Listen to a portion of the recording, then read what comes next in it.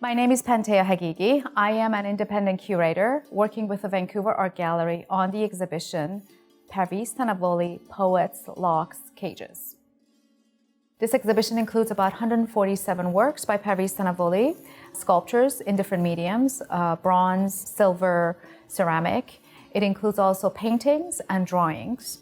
The exhibition is accompanied by about 200-page book and with essays from different scholars that have been working on Parviz's practice for many, many years.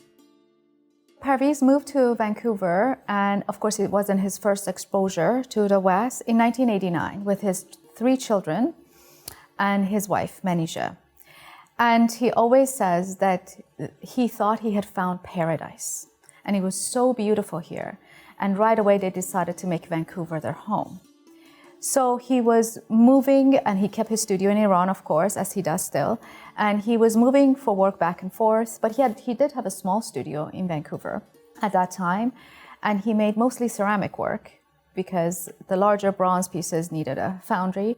But the smaller ceramics, that's when he started making the birds and some of the walls with locks in his own studio in ceramic. And so we see this amazing body of work developing that has to do with his migration, the material he's using, the patinas that he's using, and inspiration from nature that he has. There's a lot of the birds in his ceramic sculptures at that time. And he was inspired by nature to begin this body of work. It's called Wonders of Universe. They are lyrical drawings and paintings on found pages of antique manuscripts. These antique books were found in bazaars of Tehran, Friday bazaars.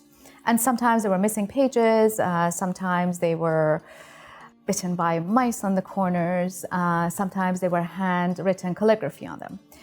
So what Parviz does, his intention was to work together with the creator of these manuscripts. He thought they were too beautiful to be left alone. He wanted to give them another life. So through reappropriation, through inserting his own art into these manuscripts, redrawing, he gives them a new life. I have an ongoing interest in modernism and modern art, and Parviz falls completely within that era, being a progenitor of modern art in Iran.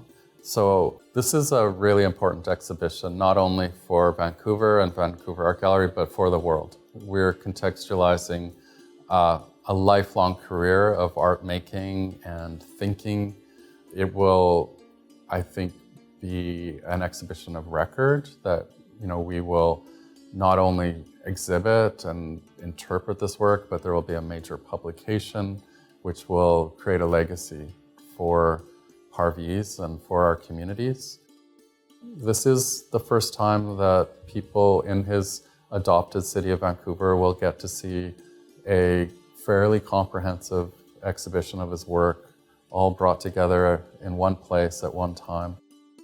Traditionally, we've looked at modernism and modern art through the lens of a primarily Western worldview.